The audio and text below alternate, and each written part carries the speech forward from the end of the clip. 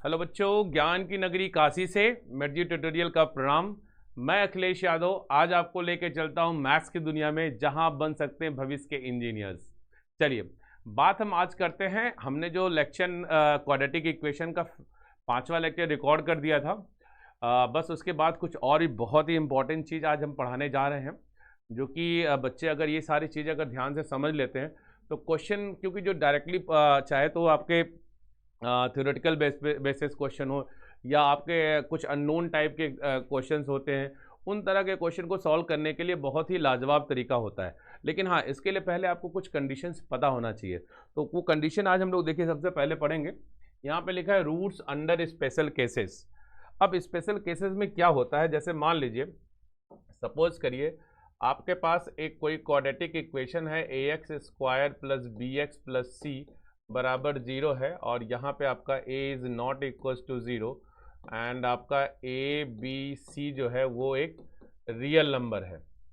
तो ऐसे केस में क्या होता है, इस पर अलग अलग तरह के कंडीशंस होती हैं। जैसे मान लीजिए, अब सबसे पहली कंडीशन ये है, अब जैसे ये बोले कि roots are equal in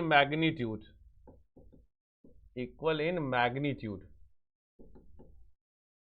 but opposite in sign. देखिए, बोल रहा है कि roots are equal in magnitude but opposite in sign.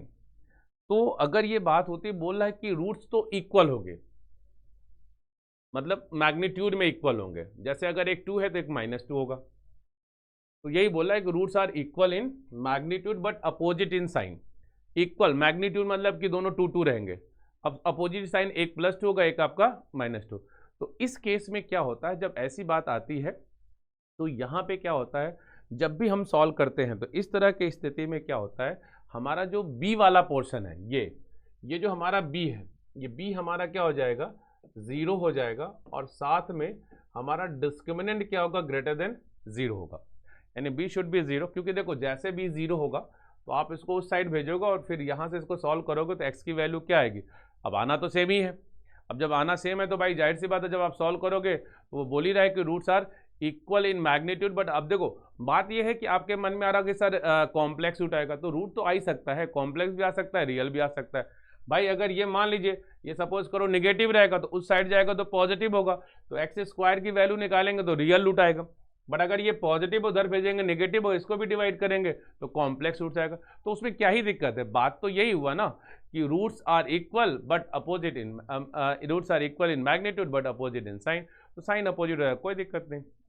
ठीक, चलिए बात करते सेकंड। तो ये सारी कंडीशन जो मैं बता रहा हूँ ना, ये अभी हम क्वेश्चन जब करेंगे ना, वहां पे इसको हम अप्लाई भी करेंगे। Number second, roots are reciprocal to each other. अब देखिए यहां पे ना बोल रहा है कि रूट्स आर रेसिप्रोकल, यानी कि दोनों रूट्स एक दूसरे के रेसिप्रोकल होंगे। रेसिप्रोकल होने का मतलब अगर एक अल्फा है तो एक क्या हो जाएगा, 1/α हो जाएगा। अब देखो अल्फा और 1/α का जब हम प्रोडक्ट निकालेंगे तो अल्फा अल्फा कैंसिल आउट हो जाएगा। अब लेकिन ये है कि अब ये वाली जब बात आ जाएगी तो उस केस में क्या लेंगे हम, तो ऐसा जब भी आपका आ जाएगा रेसिप्रोकल है तो यहाँ पे आप एक तो लोगे a = c लोगे। तो इसमें जब आप वो वैल्यू रखोगे ना, x की जगह 1/x, फिर b x की जगह यहाँ भी 1/x रखोगे, तो सॉल्व करने पे ना ये इंटरचेंज हो जाएगा, यानी a की वैल्यू c के बराबर हो जाएगी। ठीक है, और a और c आपस में इंटरचेंज आएगा, और साथ में आपका जो d होगा ना, that will be greater than equal to 0। तो d आपका ग्रेटर देन इक्वल टू 0 आ जाएगा। ठीक है, तो ये बात आ जाएगी, a c के बराबर हो जाएगा और d जो है ग्रेटर देन इक्वल टू 0। अब देखो तीसरी बात अगर हम करते हैं तो इसमें थर्ड नंबर जो है, roots are opposite in sign. देखिए इस बार बोला है ना कि रूट्स आपके जो होंगे अपोजिट इन साइन। इस बार इक्वल इन मैग्नीट्यूड नहीं बोला है, बस बोला है कि जो इसके रूट्स होंगे ना वो अपोजिट इन साइन। भाई देखो, जब अपोजिट इन साइन, एक अगर प्लस है एक आपका माइनस है, तो जाहिर सी बात इनका जब आप प्रोडक्ट ऑफ द रूट निकालोगे ना, तो प्रोडक्ट ऑफ द रूट हमेशा क्या हो जाएगा आपका, लेस देन 0 होगा। अच्छा, प्रोडक्ट ऑफ द रूट होता क्या हमारा c/a होता है, तो उस केस में क्या होगा, उस केस में ये होगा कि अगर a ग्रेटर देन 0 हुआ तो c को लेस देन 0 होना पड़ेगा। ठीक है, अगर a आपका लेस देन 0 हुआ तो c लेस देन, अगर a ग्रेटर देन 0 तो c को लेस देन 0 होना पड़ेगा। एंड साथ में ये वाली बात तो आएगी कि d तो आपका ग्रेटर देन 0 रहेगा ही रहेगा। ठीक, अब ये सारी चीज़ें जब मैं आपको ग्राफिकली दिखाऊंगा ना, तो ग्राफिकली आप ये सब चीज़ें समझोगे ना तो आपको और अच्छे समझ में आएगा। अभी मैंने चूंकि ग्राफ यहाँ पे प्लॉट नहीं किया है, अब अभी इसमें हो सकता है आज ही के लास्ट क्लास में ग्राफ तक मैं पहुंच भी जाऊं, वहां से जब आप चीज़ें फील करोगे ना आपको सारी चीज़ें दिखाई देंगी। ठीक, अभी फिलहाल आप ऐसे देख लो कि अगर आपका roots are equal in magnitude but opposite in sign, तो आपका देखो ऐसा तभी हो पाएगा जब ये b 0 हो जाएगा, और b 0 होगा तभी आप इसको भेजोगे तो x की वैल्यू प्लस माइनस में करके आएगी। और ये वाला बोला है roots are reciprocal to each other, अगर एक अल्फा है दूसरा 1/अल्फा, तो जाहिर सी बात है प्रोडक्ट ऑफ द रूट करेंगे आप तो कट जाएगा, तो c/a होगा तो c/a इक्वल्स टू क्या होगा 1, यानी c इक्वल्स टू a हो जाएगा। अच्छा, अब अगर यह है रूट्स अपोजिट इन साइन, तो यानी अगर रूट्स आपके एक दूसरे का अपोजिट है, तो अगर मान लो ये एक्सिस है तो एक इस साइड बनेगा एक इस साइड बनेगा, तो अगर ये एक साइड है दोनों का जब हम प्रोडक्ट करेंगे तो हमेशा क्या आएगा, तो प्रोडक्ट ऑफ द रूट यानी कि c/a क्या लेस देन 0। तो वही कहानी है ना कि अगर a पॉजिटिव होगा तो c को निगेटिव होना पड़ेगा, या अगर ऐसा होना पड़ेगा कि अगर a लेस देन 0 होगा तो उस केस में आपको c को ग्रेटर देन 0 होना पड़ेगा। इस d पे कोई फर्क नहीं पड़ेगा, d तो हमेशा आपका ग्रेटर देन 0 ही रहेगा। तो ये बात तब होती है जब आपका अपोजिट इन साइन होता है। अब देखो, अब यहां पे इसके बाद हम जो अगर बात करें, अब बोले कि बोथ रूट्स आर पॉजिटिव। अब देखो नंबर 4 अगर हम बात करें, नंबर 4 हमारा जो है both roots are positive. Both roots are positive का मतलब ये हो गया, ठीक है, both roots are positive, both roots are positive का मतलब ये हो गया। अब देखो ऐसे, इसका मतलब ये हुआ दोनों रूट पॉजिटिव तभी होंगे जब आपका b नेगेटिव होगा। अब देखो ऐसा हो सकता है कि जब आपका क्या हो, बोथ रूट्स आर पॉजिटिव, दोनों ही रूट आपके पॉजिटिव हो, ऐसा बोला गया है। ठीक है, जब दोनों रूट आपके positive, both roots are positive, जब ऐसा तभी होगा जब हमारे पास अगर मेरा a ग्रेटर देन 0 हो, b लेस देन 0 हो, और साथ में c भी आपका ग्रेटर देन 0 हो, और इस d के बारे में बात करेंगे तो ये ग्रेटर देन इक्वल टू 0 होना ही चाहिए। ठीक, या ऐसा हो कि हमारा a जो है लेस देन 0 हो, b ग्रेटर देन 0 हो, और साथ में c भी आपका लेस देन 0 ही हो, और ये तो आपका as it is d greater than equal to 0 होगा। ऐसा तभी हो पाएगा जब बीच वाली वैल्यू नेगेटिव होगी और फर्स्ट एक्स स्क्वायर और c की जो वैल्यू यानी a और c की वैल्यू वो पॉजिटिव होगी, तभी आपके रूट्स हमेशा क्या आएंगे, पॉजिटिव आएंगे। ठीक, चलिए बात करते हैं नंबर 5। अगर ऐसा बोला जाए कि बोथ रूट्स आर नेगेटिव, अब दोनों रूट आपके क्या हो ना, नेगेटिव हो, दोनों रूट आपके नेगेटिव हो। दोनों रूट नेगेटिव कब होंगे, अब दोनों रूट नेगेटिव तभी होंगे जब a b c क्या हो, सेम साइन का हो। अब ऐसा हो, मान लीजिए आपका a है वो ग्रेटर देन 0, b भी greater than 0, and c also greater than 0, and d should be greater than equal to 0 हो। या ऐसा हो आपका a लेस देन 0 हो, b भी लेस देन 0 हो, और साथ में c भी लेस देन 0 हो, तो d क्या होगा, ग्रेटर देन इक्वल टू 0 हो जाएगा। तो ऐसे केसेस में मान लीजिए आपका हमेशा रूट क्या आएगा, नेगेटिव आएगा। Number 6, at least one root is positive. अब देखिए, at least one root is positive, कम से कम एक रूट हमारा पॉजिटिव हो। तो इसमें कुछ ज्यादा आपको नहीं करना है, ये जो देखो हमारे पास at least one root are positive का मतलब ये हो रहा था कि roots are opposite in sign. अब देखो एक पॉजिटिव है और एक आपका नेगेटिव है, और यहाँ पे बोला है कि दोनों रूट आपके पॉजिटिव होंगे इस वाले में। तो अगर हम केस नंबर 3 और इसका 4th का अगर हम यूनियन ले लें तो इससे हमारा जो आंसर आ जाएगा, एटलीस्ट मतलब कम से कम एक हमारा जो रूट हो जाएगा ना, उस वाले के हिसाब से अगर हम करेंगे तो हमारे पास एक कम से कम जो रूट होगा नेगेटिव तो होगा ही होगा। ठीक, चलिए नंबर 6 आते हैं। Number 7, at least one root is negative. आपका एक रूट जो हो नेगेटिव हो, at least one root is negative का मतलब ये हो, देखिए यहां भी वही बात है। अब यहां पे देखिए फिर से वही बात, एक पॉजिटिव एक नेगेटिव है, तो बोला कि कम से कम एक रूट आपका नेगेटिव हो, तो यहां तो एक होगा और यहां पे दोनों हो जाएगा। तो यहां पे आपको लेना पड़ेगा क्या, थर्ड और फिफ्थ का यूनियन लेना पड़ेगा, यानी फिफ्थ वाला पार्ट ये है। इन दोनों का जब यूनियन लेंगे तो वो हमारा फाइनल आंसर आ जाएगा। तो ये जो आपकी 7 पॉइंट है ना बेटा, बहुत ही इंपॉर्टेंट है। अब इसी के बिहाफ पे हमारे क्वेश्चन लगते हैं। ठीक है, चलो आते बढ़ते हैं। चलिए देखिए, अब अपना पहला क्वेश्चन ये है कि for what values of m की किस वैल्यू के लिए द इक्वेशन दिस गिवन है। इक्वेशन दिया x square plus 2 times of m minus 1 into x and plus m plus 5 equal to 0 has m belongings to. अब यहाँ पे हैज, अब इसके बाद कंडीशन दिया है और यहाँ पे बोला एम बिलोंग्स टू आर दिया है। चलिए बात ये करते हैं कि जैसे पहला वाला देखिए जो हमने केस पढ़ा था, roots are equal in magnitude and are opposite in sign. अब देखो बेटा लोग, अभी हमने कंडीशन यही पढ़ा था, roots are equal in magnitude but opposite in sign. तो यहाँ पे क्या है, b इक्वल टू 0 और d आपका क्या है, ग्रेटर देन 0। चलो अगर हम बात करें तो पहले वाले पार्ट में, अगर हम पहले वाले पार्ट का अगर आंसर की बात करते हैं तो फर्स्ट पार्ट में हमारा कह रहा है कि b 0 होना चाहिए और साथ में बोल रहा है कि d ग्रेटर देन 0 होना चाहिए। तो b 0 होने का मतलब क्या हुआ, b 0 होने का मतलब ये वाला पार्ट आपका 0 के बराबर होना चाहिए, यानी कि 2 times of m minus 1 equal to 0। तो यहाँ से m की वैल्यू आपकी क्या आ जाएगी, 1 आ जाएगी।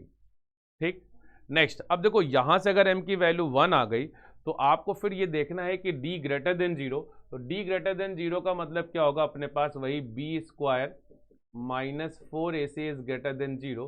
तो b की वैल्यू हमारे पास अगर हम यहाँ पे रख देते हैं तो ये हो जाएगा 2 टाइम्स ऑफ m माइनस 1 इसका whole square minus 4 into 1 into m plus 5 is greater than 0। तो यहाँ पे अगर हम सॉल्व करें, देखिए 4 आ ही जाएगा और 4 दोनों में से कॉमन लेके उधर हटा देंगे तो डायरेक्टली कर लेते हैं, ये m स्क्वायर हो जाएगा और यहाँ हो जाएगा माइनस 2m और ये हो जाएगा प्लस 1। अब देखिए यहाँ भी 4 आया होगा, 4 दोनों का कॉमन लेके उधर सॉल्व कर दिए होंगे, अपने पास ये बच गया और यहाँ से बचेगा minus m and then minus 5 greater than 0। ये हो जाएगा क्या, आपका m स्क्वायर हो जाएगा माइनस 3m हो जाएगा माइनस 4 इज ग्रेटर देन 0। तो ये हो जाएगा m square minus 4m plus m minus 4 is greater than 0। यहाँ से m कॉमन ले लेंगे तो m माइनस 4 और प्लस 1 कॉमन करेंगे तो m minus 4 is greater than 0। तो m प्लस 1 और ये आपका हो जाएगा m minus 4 which is greater than 0। इसके अकॉर्डिंग अगर हम लोग देखें तो ये माइनस 1 ये आपका 4 होगा प्लस और माइनस प्लस, इसके हिसाब से हमारा आंसर हो जाएगा इससे ग्रेटर होना चाहिए और इससे हमका लेस होना चाहिए। चलिए तो इसके अकॉर्डिंग हमारा आंसर जो आएगा माइनस इनफाइनाइट से माइनस 1 यूनियन 4 से इनफाइनाइट। अब देखिए यहाँ पे कह रहा है कि माइनस 1 से छोटा हो 4 से इनफाइनाइट। तो जब हम दोनों के कॉमन की बात करेंगे, इसके कॉमन की बात करेंगे तो कुछ भी कॉमन नहीं मिलेगा, यानी फर्स्ट वाले का आंसर जो होगा हमारे पास m की ऐसी कोई वैल्यू नहीं होगी जिस पे ये हमारी इस कंडीशन को सेटिस्फाइड कर सके, यानी कि हमारा जो फर्स्ट पार्ट का आंसर हो जाएगा that will be belongings to 5। तो पहला वाला आंसर हमारा क्या हो जाएगा, 5 हो जाएगा। ठीक, अब इसी तरह से अगर हम बात करें नेक्स्ट पार्ट के, तो नेक्स्ट पार्ट में हमारे पास जो क्वेश्चन यहाँ पे दिया हुआ है, तो नेक्स्ट पार्ट की अगर मैं बात करता हूँ यहाँ पे, तो देखिए यहाँ पे अपने पास दे रखा है रूट्स, इसके बाद दे रखा है कि roots are reciprocal to each other. अब यहाँ पे roots are reciprocal to each other, तो मैंने पहले ही बोला था कि यहाँ पे a बराबर क्या होगा, c होगा। तो अगर आपका सेकेंड पार्ट की हम बात करें तो a इक्वल्स टू c, ए का मतलब अपने पास क्या है, m+5 है, और यहाँ पे सी की जगह आपका ए की जगह 1 है और सी की जगह m+5 मैंने उल्टा लिख दिया, उससे कोई दिक्कत नहीं। तो m की वैल्यू आपकी आ जाएगी -4 आ जाएगा, ये आ जाएगा। अच्छा, दूसरी बात यहाँ पे कंडीशन क्या आपके पास है, अब देखिए roots are reciprocal to each other, इसमें हमारे पास क्या कंडीशन था, a equal to c and d is greater than equal to 4, d is greater than equal to 0। तो भाई देखो यहाँ पे भी क्या था, अब यहाँ भी आ जाएगा आपका d greater than equal to 0। तो जब d ग्रेटर देन इक्वल 0 तो बस कहानी यही हो जाएगी, यहाँ पे बस फर्क इतना पड़ जाएगा कि m belongings to minus infinite से -1 पे बस क्लोज हो जाएगा, और यूनियन हो जाएगा आपका यहाँ से आपका आंसर, चूंकि ये आपका 4 से ग्रेटर था, और यहाँ पे आपका आंसर हो जाएगा 4 से इनफाइनाइट हो जाएगा। तो अगर हम बात करें, अगर इन दोनों के इंटरसेक्शन की अगर हम बात करते हैं, तो -1 से छोटा यानी कि m इक्वल टू -4 उसमें आएगा ही, बिलोंग करेगा। तो फाइनली अगर हम देखें तो हमारा जो सेकंड वाले का पार्ट होगा, सेकंड वाले पार्ट का हमारा आंसर क्या आ जाएगा, m इक्वल टू -4 आ जाएगा। ठीक है, इसी तरह से हम और बात कर लेते हैं, फिर अगले क्वेश्चन पार्ट पे आते हैं। अगले पार्ट में देखिए हमसे पूछा क्या गया है, ये बोला गया है कि roots are opposite in sign, roots are opposite in sign, जो ये थर्ड पार्ट आपका जो बोला गया यहाँ पे, तो आप अगर ध्यान से देखो roots are opposite in sign, तो roots are opposite in sign में क्या बोला था, या तो a ग्रेटर देन 0 हो, c लेस देन 0 हो, d ग्रेटर देन 0, मतलब a c में हम डिफरेंट देखेंगे। तो अब चलिए यहाँ पे पहले देख लेते हैं। तो अगर हम बात करें यहाँ पे, तो मेरा a ऑलरेडी आपको दिख रहा है, a की वैल्यू क्या है, 1 है, जो कि आपका ग्रेटर देन 0 है ही। अगर a ग्रेटर देन 0 हो गया तो आपका रूट्स बोला अपोजिट इन साइन, तो c को क्या होना पड़ेगा, लेस देन 0, और d को होना पड़ेगा ग्रेटर देन 0। तो अब अगर आपका a की वैल्यू 1 तो कंफर्म हो चुका है, तो वो तो पॉजिटिव होगा ही होगा। c लेस देन 0, तो c की जगह अपने पास क्या है, m+5 इज लेस देन 0, यानी m की वैल्यू होगी लेस देन -5। और d की बात करें तो फिर यही वाला आंसर आ जाएगा आपका। और दोनों में अगर हम कंपेयर करेंगे, तो दोनों में कंपेयर करोगे, देखो इस बार बोल रहा है क्या, ये अगर हम इस क्वेश्चन की बात करें तो यहाँ पे मेरे पास कहीं -5 आएगा, यहाँ पे कहीं -1 आएगा, और ये आपका 4 आ जाएगा। तो पहले वाले के हिसाब से d ग्रेटर देन 0 के लिए ये आंसर था, और ये 4 से इनफाइनाइट था आपका आंसर। लेकिन ये बोला है कि हमारा m की वैल्यू -5 से लेस होना चाहिए, यानी कॉमन तो हमारे पास इतना ही आ रहा है। तो फाइनली हमारा जो आंसर भी हो जाएगा वो हो जाएगा माइनस इनफाइनाइट से -5, ये हमारा आंसर आ जाएगा नेक्स्ट वाला। ठीक है, माइनस इनफाइनाइट से -5। चलिए आगे बढ़ते हैं। अब देखिए अगले वाले पार्ट में यही सेम क्वेश्चन अब अगले बोला है, बोथ रूट्स आर पॉजिटिव। अब दोनों रूट यहाँ पे पॉजिटिव होंगे, दोनों रूट पॉजिटिव होने का क्या मतलब, मैंने बताया था कि जो हमारा b होगा वो आपका नेगेटिव होगा, क्योंकि देखो इसलिए बोल रहे हैं क्योंकि इसका a क्या है, पॉजिटिव है। अब अगर मैंने पहले ही बताया था, अगर हमारा दोनों रूट पॉजिटिव होगा तो ये जो b वाला पार्ट होगा ये आपका नेगेटिव होना चाहिए, और a और c को क्या होना चाहिए, पॉजिटिव होना चाहिए, और साथ में d greater than equal to 0 तो लगेगा ही लगेगा। चलिए तो फाइनली देखते हैं क्या होता है उसमें। जो हमारा ये फोर्थ पार्ट है, तो फोर्थ पार्ट की अगर हम बात करते हैं, तो फोर्थ पार्ट में हमारे पास जो आंसर होगा, यहाँ पे आपका क्या होना चाहिए, a ग्रेटर देन 0 होना चाहिए, b लेस देन 0 होना चाहिए, और साथ में बोला है कि c भी आपका ग्रेटर देन 0, और ये होना चाहिए d greater than equal to 0। तो हमारा जो क्वेश्चन था वो था x square plus 2 times of m-1 into x and plus m+5, I think यही क्वेश्चन था अपना, एक बार चेक कर लेते हैं। ठीक है, 2 टाइम्स m-1 इंटू एक्स और m+5, ठीक। चलिए ये था। अब यहाँ पे देखिए तो a की वैल्यू तो आपका 1 पॉजिटिव हो ही गया है। अब यहाँ पे b लेस देन 0 यानी कि 2 टाइम्स ऑफ m-1 ये लेस देन 0 होना चाहिए, और m+5 ये आपका क्या होना चाहिए, ग्रेटर देन 0। इसके हिसाब से अगर डिवाइड करोगे तो m की वैल्यू आपकी क्या होना चाहिए, लेस देन 1, और इसके हिसाब से आपका m की वैल्यू क्या होना चाहिए, -5 से ग्रेटर। लेकिन अगर हमारे पास पहले से ये चीज़ आ चुका है d greater than equal to 0, तो ये आपका -1 ये 4 था, और ये आपका d greater than equal to 0 के लिए मैंने यहाँ पे डायरेक्ट लगा दिया, क्योंकि d greater than equal to 0 पे यही आ जाएगा, ग्रेटर देन इक्वल टू है तो माइनस इनफाइनाइट से -1 और 4 से इनफाइनाइट। ठीक, अच्छा लेकिन यहाँ पे देखिए एक बोला है कि आपका आंसर जो है, ये बोला है कि आपका 1 से लेस होना चाहिए, और एक यहाँ पे बोल रहा है आपका m की वैल्यू -5, तो कहीं यहाँ रख लेते हैं। तो अगर मैं -5 यहाँ रखता हूँ तो ये बोल रहा है -5 से ग्रेटर। तो अगर फाइनली देखा जाए तो सब में कॉमन तो आपके पास यही पार्ट आ रहा है। तो इस हिसाब से अगर देखें तो अपना आंसर जो हो जाएगा m बिलोंगिंग्स टू -5 से -1, ये अपना आंसर आ जाएगा m बिलोंगिंग्स टू -5 से -1। और -1 पे चूंकि यहाँ पे क्लोज था, डॉट था, तो आप यहाँ भी ना क्लोज बना लो।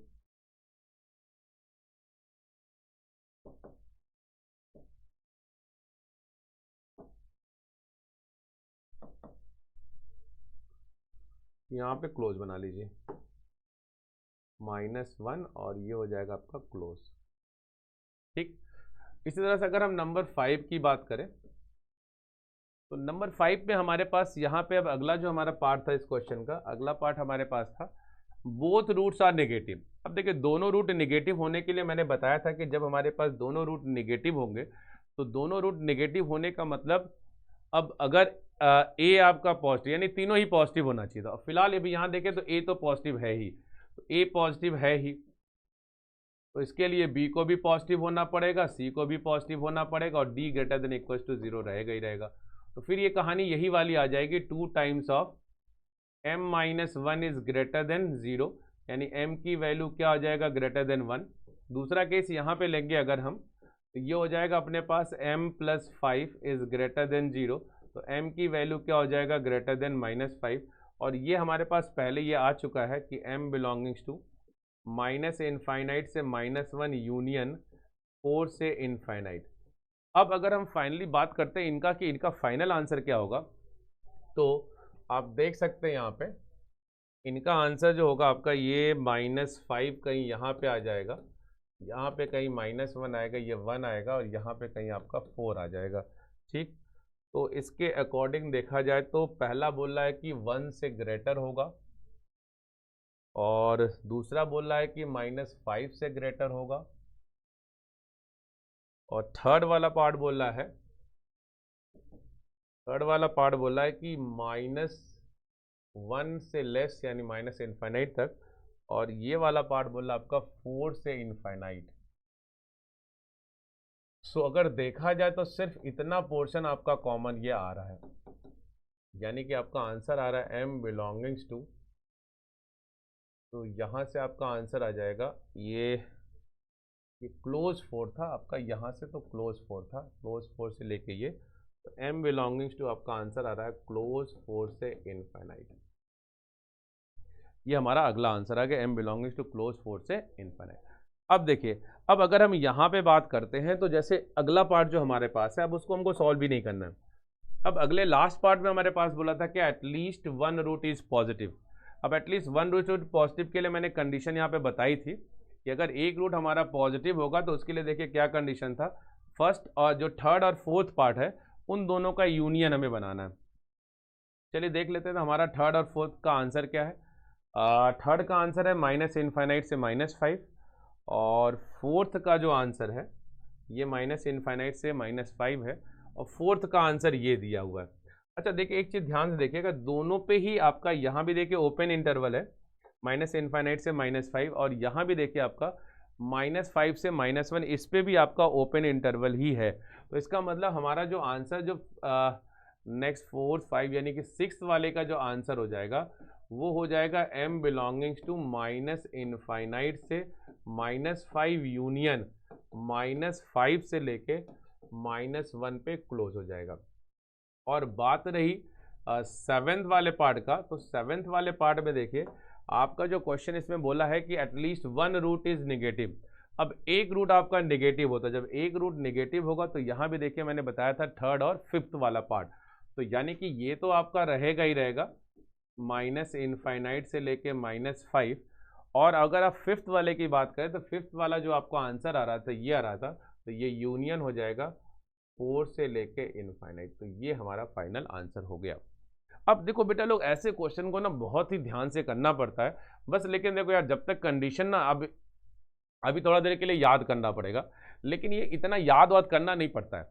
अभी जैसे आप इसका ग्राफ समझ जाओगे ना, तो ये जो हम लोगों ने केसेस यहाँ पे कंडीशन जो देखा है ना, ये जो कंडीशन हम लोगों ने पढ़ा है ना, ये अभी आपको लग रहा होगा कि रटना पड़ रहेगा, बट इसको कोई रटने की जरूरत नहीं है। मैं बता रहा हूँ आपको बार बार इसलिए क्योंकि अभी जैसे ही मैं ग्राफ पढ़ाना शुरू करूंगा, आपको चीजें ना यहाँ पे सब कुछ दिखाई देने लगेगी, तो ये कुछ भी आपको रटने की जरूरत नहीं है। चलिए बात करते हैं, आगे आते हैं। तो ये हो गया, नेक्स्ट आते हैं। हाँ, अगला देखिए, कंडीशन फॉर कॉमन रूट्स। ये बड़ा ही इंपॉर्टेंट टॉपिक होता है, कंडीशन फॉर कॉमन रूट्स। अब यहाँ पे देखिए, कंडीशन फॉर कॉमन रूट्स का मतलब ये हो गया, अब जैसे मान लीजिए सपोज करिए आपके पास कोई इक्वेशन दिया है a1x स्क्वायर, दूसरा आपका दिया है b1x और प्लस c1 बराबर 0 दिया है, और नेक्स्ट आपका दिया है क्या, a2x square plus b2x plus c2 बराबर 0 दिया हुआ है। ये आपके, अब इसमें बोल रहा है कि एक रूट आपका कॉमन होगा। चलिए, अल्फा ये आपका हो जाएगा, मान लेते हैं बीटा, और यहाँ भी मैं ऐसा करता हूँ, एक को अल्फा मान लेता हूँ, एक को बीटा, तो आप देखेंगे ये वाला रूट दोनों में कॉमन आ रहा होगा, only one root is common. ठीक, अब वन रूट अगर कॉमन होगा तो कंडीशन फॉर कॉमन रूट, तो ये वन रूट अगर कॉमन होगा तो यहाँ पे अगर मैं अल्फा को कॉमन लेता हूँ तो जाहिर सी बात है, अब आपको पता है कि अगर ये अल्फा कॉमन रूट लेंगे तो इसका एक रूट ना इसको सेटिस्फाइड करेगा, यानी a1 alpha square plus b1 alpha और प्लस c1 इक्वल टू 0, ये भी इसको सेटिस्फाइड करेगा, तो ये भी हो जाएगा a2 alpha square plus b2 alpha plus c2 equal to 0। अब इसकी कंडीशंस हम लोग निकालते हैं कि क्या इसकी कंडीशन होगी जब सिर्फ एक रूट कॉमन होगा। अब कैसे पता चलता है, अब देखो यहाँ पे ना हम लोगों ने पहले पढ़ रखा है क्रॉस मल्टीप्लिकेशन में, अल्फा स्क्वायर में आप रख दोगे क्या, b1 b2, और फिर यहाँ पे आप रख दोगे क्या, c1 c2। इसी तरह से जब हम अल्फा की बात करेंगे तो यहाँ पे होगा c1 c2, और यहाँ पे आपका हो जाएगा a1 a2 हो जाएगा, और फिर यहाँ पे अगर मैं बात करूँगा 1 का, तो ये आपका हो जाएगा अगेन a1 a2 हो जाएगा, और ये फिर से रिपीट कर जाता है, तो ये हो जाएगा b1 b2।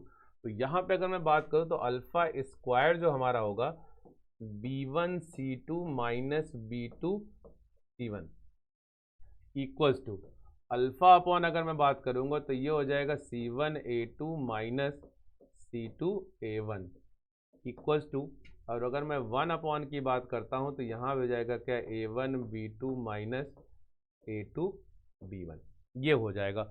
अब इसको देखिए, हम लोग जब सॉल्व करते हैं, तो सॉल्व जब करते हैं तो यहाँ से अगर हम पहला और ये वाला कंडीशन अगर हम निकाल लें, तो देखिए हमारे पास पहले वाले कंडीशन से हमारे पास अल्फा स्क्वायर की जो वैल्यू आएगी वो आ जाएगा आपके पास b1 c2 minus b2 c1 आ जाएगा, डिवाइडेड बाई आ जाएगा आपका a1 b2 minus a2 b1। और अब जब इसको मैं कंपेयर करूंगा तो यहाँ से जो मेरे पास अल्फा की वैल्यू आ जाएगी वो आ जाएगा c1 a2 minus c2 a1 divided by a1 b2 minus a2 b1, ये हो जाएगा। ठीक, अब ये चीज़ हो गया आपका। अब इसका मतलब क्या होगा, जब आप ये अल्फा की वैल्यू उठा के यहाँ पे रख दोगे तो देखो अब क्या कंडीशन बनने वाला है। जैसे आप यहाँ पे रख दोगे तो ये हो जाएगा c1 a2 minus c2 a1 इसका स्क्वायर डिवाइडेड बाई, वो रखोगे तो आपका क्या होगा, a1 b2 minus a2 b1 इसका स्क्वायर, और इक्वल्स टू यहाँ भी आ जाएगा क्या, b1 c2 minus b2 c1 divided by a1 b2 minus a2 b1, ये हो जाएगा। अब यहाँ पे देखिए, अगर आपका a1 b2 a2 b1, ये देखिए a1 b2 यहाँ भी a1 b2 a2 b1 यहाँ पे स्क्वायर यहाँ पे, तो वन टाइम ना ये कैंसिल आउट हो जाएगा। अब जब ये वन टाइम कैंसिल आउट हो जाएगा तो आपके पास यहाँ बचेगा क्या, c1 a2 minus c2 a1 इसका स्क्वायर इक्वल्स टू, यहाँ पे ये जाके क्रॉस मल्टीप्लाई कर देंगे तो a1 b2 minus a2 b1, ये एक जगह बच जाएगा आपका। सेकेंड वाला पार्ट आपका यहाँ पे क्या हो जाएगा, मैं थोड़ा हट के लिख लेता हूँ क्योंकि कुछ बच्चे बोल रहे थे सर जब आप लिख लेते हैं तो थोड़ा सा साइड में हो जाए करिए, क्योंकि इसको नोट करने में थोड़ी दिक्कत होती है। चलो बेटा लोग, अब वो दिक्कत नहीं होगी, देख लो यहाँ पे B1C2 माइनस B2C1, तो ये हमारे पास यहां से ये कंडीशन आपकी आ जाएगी। ठीक है, ये हमारी कंडीशन आ गई। This is the condition when one root is common. ठीक है, जैसे आपके दो क्वाड्रेटिक इक्वेशन दिए हैं, अगर एक रूट कॉमन होता तो ये कंडीशन होता है। अगर देखो, अब देखो बेटा, यहाँ पे कंडीशन ना याद रख पाना थोड़ा टफ होता है, बट ये होता है। तो आप ये प्रॉपर वे होता है कि आप इसका ये कंडीशन ऐसे निकाला जा सकता है। ठीक, लेकिन अगर देखो आपको कंडीशन याद है तो आपको ज़्यादा दिमाग लगाना भी नहीं पड़ेगा। आपको A1 B1 C1 A2 B2 C2 ये सारी वैल्यू बस पुट कर दो, आपका डायरेक्ट वो कंडीशन आ जाएगा जब एक रूट कॉमन होगा। या अब एक तरीका और भी है, अगर मान लो आप जो है इतना नहीं करना चाहते हो तो उसका एक सिंपल सा तरीका देखो। उसका सिंपल सा तरीका ये है, जो आपका एक्स स्क्वायर का कोफिशिएंट और एक्स स्क्वायर कोफिशिएंट ये भी है, इन दोनों को सेम कर दो। अब जैसे यहाँ पे A1 है, यहाँ पे A2 है, तो अब सेम करने का मतलब इसमें A2 से मल्टीप्लाई कर दो, इसमें A1 से मल्टीप्लाई कर दो, तो ये आ जाएगा क्या, A1 A2, फिर यहाँ पे आ जाएगा क्या आपका, आ जाएगा B1 A2 और ये C1 A2 इक्वल टू 0 हो जाएगा। अब यहाँ पे A1 से कर दो तो ये भी A1 A2 आ जाएगा, ये A1 A2 था ही। अब दोनों को सब्ट्रैक्ट कर दो, सब्ट्रैक्ट कर दोगे तो एक्स स्क्वायर वाला टर्म क्या हो जाएगा, कैंसिल आउट हो जाएगा। फिर यहाँ से क्या करो, एक्स की वैल्यू फाइंड आउट कर दो। अब जैसे आप एक्स की वैल्यू फाइंड आउट करोगे और वो एक्स की वैल्यू निकालने के बाद, अब यहाँ से एक्स की वैल्यू आ जाएगी, अब वो एक्स की वैल्यू निकालने के बाद किसी एक में रख दो, या तो फर्स्ट इक्वेशन में या सेकंड इक्वेशन रख दो, तो भी आपका आंसर आ जाएगा। ठीक, अब तीसरा क्या है, एक तो आपको ये याद रखना है, अब दूसरा ये, अगर आप एक्स स्क्वायर के कोफिशिएंट को सेम बना के उसको सब्ट्रैक्ट करके एक्स स्क्वायर कोफिशिएंट को हटा दो, वहाँ से एक्स की वैल्यू फाइंड आउट कर लो, और जैसे एक्स की वैल्यू वहाँ से निकल आए और फिर उसके बाद वहाँ से आप वो वैल्यू दूसरे इक्वेशन में पुट कर दो, आपका आंसर आ जाएगा। ठीक, चलो एक और तरीका है कि आप इसका प्रोसेस ही याद रखो। प्रोसेस का मतलब ये होता है, जैसा कि हम लोगों ने क्रॉस मल्टीप्लिकेशन क्लास 10 में पढ़ा है, तो बस मैंने अल्फा स्क्वायर कर दिया B1 B2, अब जिसको लिया गया उसको छोड़ दो, B1 B2 C1 C2 यहाँ हो गया। अब अल्फा जब लिया गया है तो देखो C1 C2 इसको छोड़ देंगे, C1 C2 A1 A2 आ गया। अब इसके बाद जब आप कांस्टेंट वाला लोगे तो यहाँ पे 1 लोगे, तो इसको छोड़ोगे तो फिर ये और ये देखो आपका आ गया। अब इसके बाद आप बस यहाँ पे मैंने क्रॉस मल्टीप्लाई कर दिया, ऊपर से इसको करते हैं तो पॉजिटिव होता है, इसको करते हैं नेगेटिव, ये पॉजिटिव ये नेगेटिव, ये पॉजिटिव और ये आपका नेगेटिव। आपने यहाँ पे वैल्यू निकाल लिया, फिर ये वैल्यू आपका अल्फा एक बार स्क्वायर का निकाल लो, फिर सॉल्व करके रख दो, तब भी आपका आंसर आ जाएगा। ठीक, तो ये कंडीशन है बेटा लो कि जब हमारा सिंगल रूट कॉमन होता है, दो क्वाड्रेटिक इक्वेशन में अगर एक रूट कॉमन होता है तब ये स्थिति आती है। ठीक, चलिए आगे बढ़ते हैं। देखिए अगला हमारे पास है कि बोथ रूट्स आर कॉमन। अब जब हमारे दोनों रूट्स कॉमन होंगे तब क्या होगा, जैसे मान लीजिए सपोज करिए मैंने यहाँ पे बोला मेरे पास यहाँ पे A1x square plus B1x plus C1 बराबर 0, दूसरा मेरे पास क्या है A2x स्क्वायर प्लस B2x और प्लस C2 बराबर 0। अब यहाँ पे क्या है, ये आपका अल्फा बीटा हो गया। अब देखिए दोनों रूट कॉमन मतलब ये भी आपका अल्फा बीटा हो जाएगा।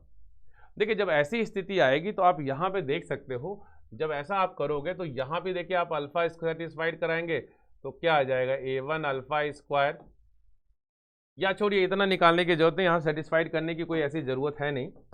तो जब हम ये काम करते हैं, अब देखिए होगा क्या, यहाँ पे जब हमने बोला कि इसका रूट अल्फा बीटा, इसका भी अल्फा बीटा रूट है। अब अगर हम यहाँ पे सम ऑफ द रूट की बात करें, देखिए अगर मैं यहाँ पे सम ऑफ द रूट की बात करता हूँ तो सम ऑफ द रूट्स, अगर मैं सम ऑफ द रूट्स की बात करता हूँ तो यहाँ पे मेरे पास अल्फा प्लस बीटा की जो वैल्यू आएगी अकॉर्डिंग टू कंडीशन ये माइनस B1 अपॉन A1 आ जाएगा। और अगर मैं प्रोडक्ट ऑफ द रूट की बात करता हूँ तो ये हो जाएगा मेरे पास C1 अपॉन A1 आ जाएगा। ये आपका फ्रॉम इक्वेशन नंबर 1 से बात हुई, इक्वेशन 1 से बात हो गई। सिमिलरली अगर मैं यही बात करूँ इक्वेशन नंबर 2 से, तो फ्रॉम इक्वेशन नंबर 2, तो अगर मैं इक्वेशन 2 की बात करता हूं तो देखिए फिर इसके अल्फा बीटा रूट्स हैं, तो मैं फिर से यहाँ पे सम ऑफ द रूट अगर निकालूंगा, अब अगर मैं यहाँ भी सम ऑफ द रूट निकालता हूँ तो देखिए इस बार क्या हो जाएगा, अल्फा बीटा, बस यहाँ पे आ जाएगा माइनस B2 अपॉन A2 आ जाएगा। और अगर मैं इसका प्रोडक्ट ऑफ द निकालूँ तो इस बार हो जाएगा क्या, मेरे पास C2 अपॉन A2 हो जाएगा। तो बात अगर अल्फा प्लस बीटा, देखिए इसका अल्फा प्लस बीटा और ये दोनों तो सेम ही है। अब जब दोनों को सॉल्व करेंगे तो सामने सामने अगर सॉल्व करते हैं तो इसको मान लेते हैं 1, इसको मान लेते हैं 2, इसको मान लेते हैं 3, इसको मान लेते हैं 4। तो अगर मैं यहाँ पे 1 और 3 की बात करूँ तो दोनों ही सेम वैल्यूज है, तो दोनों को कंपेयर करूँगा तो minus B1 upon A1 equals to minus B2 upon A2, minus minus cut जाएगा, ये उधर भेज देंगे तो क्या आ जाएगा A1 upon A2 equals to B1 upon B2। ये आपका एक केस बन जाएगा। ठीक, सिमिलरली अब अगर हम यहाँ प्रोडक्ट ऑफ द रूट की बात करते हैं तो प्रोडक्ट ऑफ द रूट अगर मैं बात करूँ फ्रॉम 2 एंड 4 से बात अगर करता हूँ तो 2 और 4 की बात करूँगा, दोनों के प्रोडक्ट, क्योंकि ये भी देखिए अल्फा बीटा ये भी अल्फा बीटा है, तो एक आ जाएगा आपका C1 अपॉन A1 और एक आपका आ जाएगा C2 अपॉन A2। तो इनको भी जब इधर उधर क्रॉस करूँगा तो ये भी यहाँ से रिलेशन यही निकल के आएगा A1 अपॉन A2 बराबर C1 अपॉन C2। ये देखिए रिलेशन यहाँ से आ गया। और अगर मैं मान लेता इसको 5 मान लेता, इसको 6 मान लेता हूँ, तो अगर मैं बात करूँ फ्रॉम 5 एंड 6, अगर मैं इससे बात करता हूँ तो हमारे पास क्या कंडीशन आ जाएगी A1 upon A2 equals to B1 upon B2 equals to C1 upon C2। ये हमारे पास कंडीशन आ जाएगा। ठीक है, तो ये तो आपका तब कंडीशन, देखिए अब दोनों कंडीशन को अलग अलग जगह लगाना है। अगर दोनों रूट कॉमन होंगे तब आप ये वाला अप्लाई करोगे, अगर सिर्फ एक रूट कॉमन होगा तो आप ये अप्लाई करोगे। अब इसका मैंने 2-3 तरीका बना दिया। अब ऐसे क्वेश्चन में क्या होता है जब दोनों रूट कॉमन होते हैं इस तरह के या पहले वाले में, तो कभी कभी डायरेक्ट अननोन वैल्यू निकालना पड़ता है। ठीक है, तो वो उस तरह के जो क्वेश्चंस वगैरह मैं अभी आपको कराऊंगा वो सारी चीज़ें। अभी कुछ बेसिक कुछ पॉइंट्स और कर लेते हैं। अब जैसे देखिए यहाँ पे आ गया ग्राफ ऑफ क्वाड्रेटिक एक्सप्रेशन, जिसकी मैं बात कर रहा आप लोग से। देखिए ग्राफ मतलब बहुत ही इंपॉर्टेंट है, मतलब इतना इंपॉर्टेंट है ना, अगर आपको क्वाड्रेटिक का ग्राफ अगर आपको क्लियर हो गया तो समझ लो कि फिर आपका तो समझ लो आधी अच्छी स्थिति मतलब बहुत आ गई। अब आपको कैसे होगा ये ग्राफ, कैसे बनता है, क्यों बनता है, इसका मैंने पहले वाले लेक्चर में ही बता दिया था कि ग्राफ जो हमारा होता है, जब भी हम y बराबर अगर हम ax स्क्वायर प्लस bx की बात अगर हम करते हैं, तो अगर हम देखें यहाँ पे, तो अगर हम इसकी बात करते हैं y बराबर ax square plus bx plus c की बात करें, अगर हम इसके ग्राफ की प्लॉट करने की बात करते हैं तो देखिए इसमें कैसे ग्राफ प्लॉट करते हैं। पहले इसका रूल समझ लो। अब देखो रूल कैसे क्या होता है, जैसे अगर मान लेते हैं सपोज करो, अब सारा चीज़ तो मैंने पहले वाले में बता ही दिया था कि वो डिसाइड क्या होता है, इसका जो शेप होता है। तो सबसे पहले हम इसकी शेप पे आते हैं, जो कि हमारा स्टेप नंबर 1 भी है। अगर हम इसके शेप की बात करें तो शेप हमारा कैसा होता है, 2 तरह का होता है। तो पहला तो 2 का मतलब ये इसका शेप देखिए पैराबोलिक शेप होता है। क्यों होता है ये मैंने पहले ही आपको पहले लेक्चर में ये बता दिया कि पैराबोलिक शेप क्यों होता है, और उसको मैंने पूरा प्रूव करके उसमें बताया भी, लिखवाया भी है कि क्यों इसका ग्राफ का जो शेप होता है वो पैराबोलिक होता है। चलिए अब दूसरी बात होती है, पैराबोलिक होता है तो उसमें भी 2 तरह का होता है। एक जो ग्राफ का शेप होता है ये होता है ओपन अपवर्ड होता है, ओपन अपवर्ड होता है। एक आपका जो होता है ओपन डाउनवर्ड होता है, एक आपका ओपन अपवर्ड, एक आपका ओपन डाउनवर्ड होता है।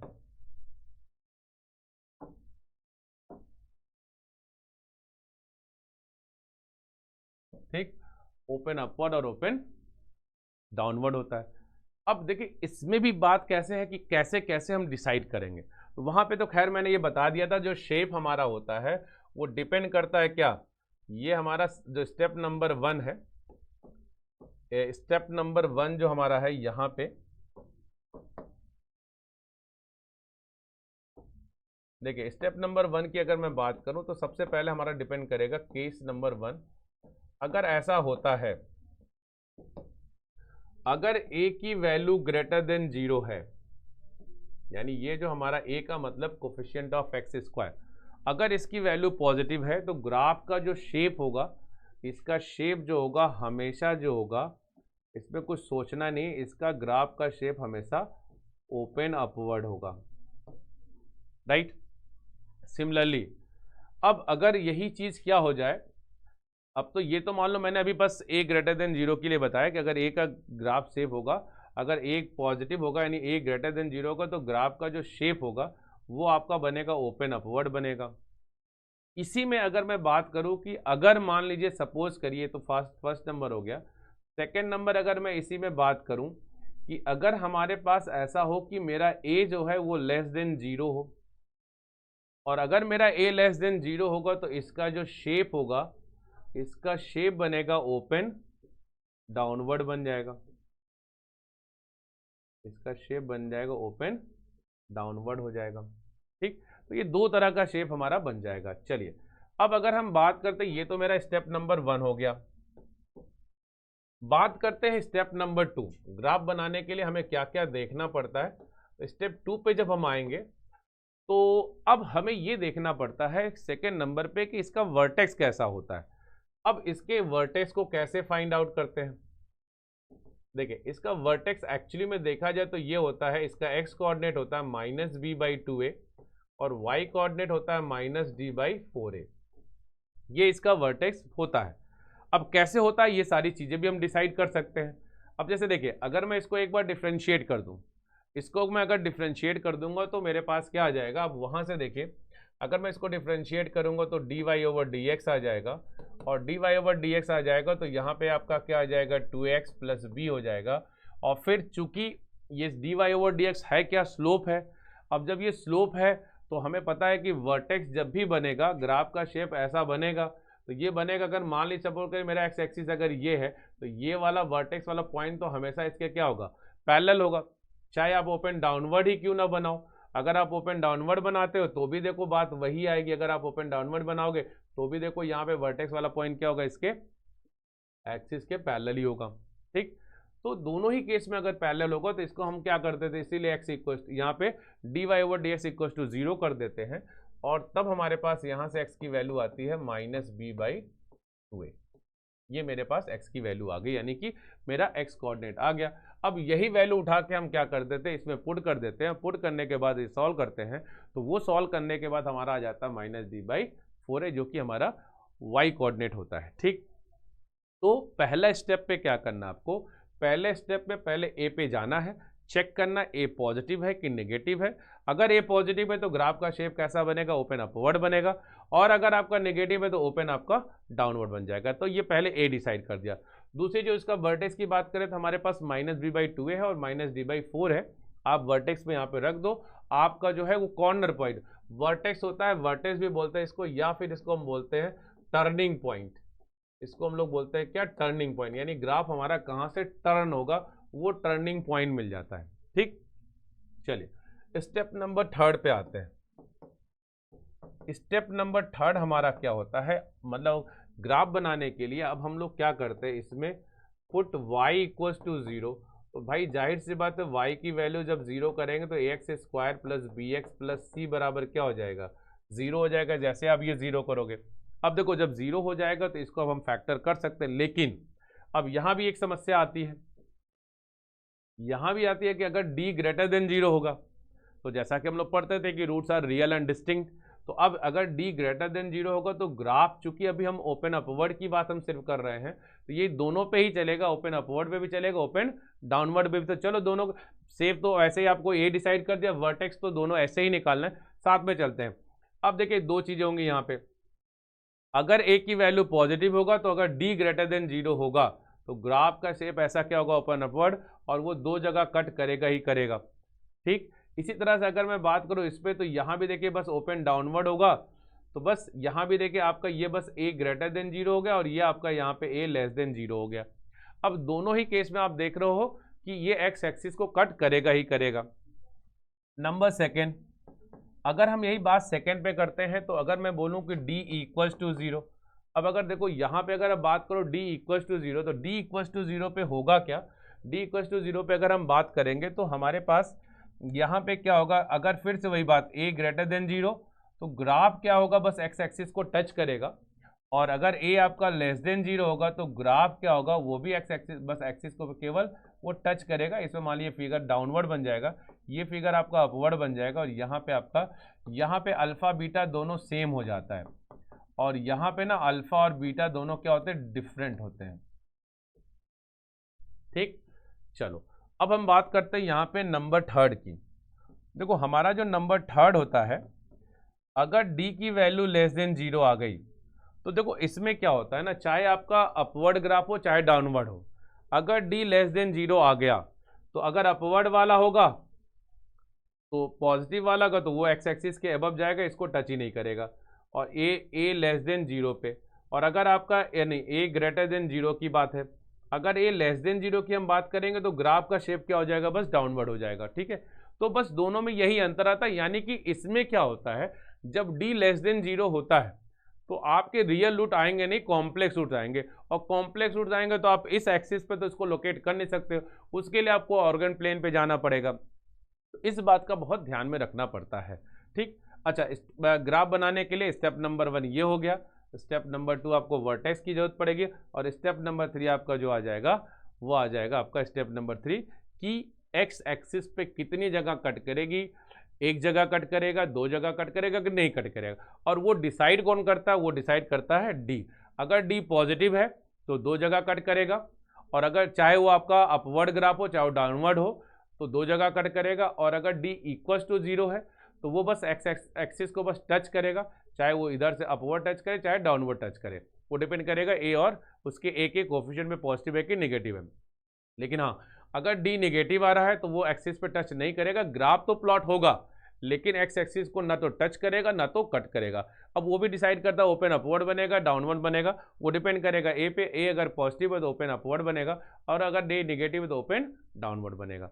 तो ये तो मतलब आपको ग्राफ बनाने का मतलब एकदम स्टेप्स हो गया। ठीक, अब एक लास्ट स्टेप देखो और भी होता है, मतलब step number 4 for more accuracy, मतलब आपका ग्राफ एकदम एक्यूरेट हो उसके लिए हम लोग क्या करते हैं, फॉर मोर एक्यूरेसी, उसके लिए हम लोग एक काम करते हैं। मोर एक्यूरेसी के लिए अब हम यहाँ पे हमेशा क्या करते हैं, जब भी मोर एक्यूरेसी की बात आती है तो अब हम यहाँ पे सिर्फ पुट x इक्वल टू 0 कर देंगे, और जैसे ही हम x की वैल्यू 0 करेंगे, जैसे ही हम x की वैल्यू 0 करेंगे, अब वहाँ पे अगर हम x की वैल्यू 0 पुट करेंगे तो आप देखो ये 0 तो y की वैल्यू आपकी क्या आ जाएगी, c आ जाएगी। तो ये वो बताएगा कि जब ग्राफ ऐसे गया होगा तो ये जब कट कहाँ किया होगा, तो यहाँ पे जब जोड़िए तो ये जो लेंथ होगा ना वो आपका c हो जाएगा। अब चाहे ओपन अपवर्ड कर दो, अब चाहे फिर आप यहाँ पे डाउनवर्ड कर दो, ये वाली लेंथ बता देगा। तो इससे आपका ना एकदम एक्यूरेट ग्राफ, बस ये 4 स्टेप होते हैं। ठीक है, तो ये आपको ग्राफ बनाने में बहुत ही काम आते हैं। अब अगली क्लास में मैं क्या करूंगा इसके बाद, अभी तो मैंने आज कॉन्सेप्ट बता दिया कॉमन रूट का और ग्राफ को कैसे हम करते हैं। थोड़ा अगली क्लास में हम लोग कॉमन रूट पे कुछ क्वेश्चंस करेंगे, और उसके ग्राफ, ये जो हम लोगों ने ग्राफ पढ़ा है, इन ग्राफ का कैसे यूज करके क्वेश्चन करते हैं, कैसे ग्राफ बनाते हैं वो बनाना भी सिखाऊंगा अभी मैं आप लोगों को। ये स्टेप्स याद रखना क्योंकि इन्हीं स्टेप्स के थ्रू ही वो ग्राफ बनता है। ठीक है बच्चों, तो चलो ठीक है, आज के लिए बस इतना ही। Okay, good bye.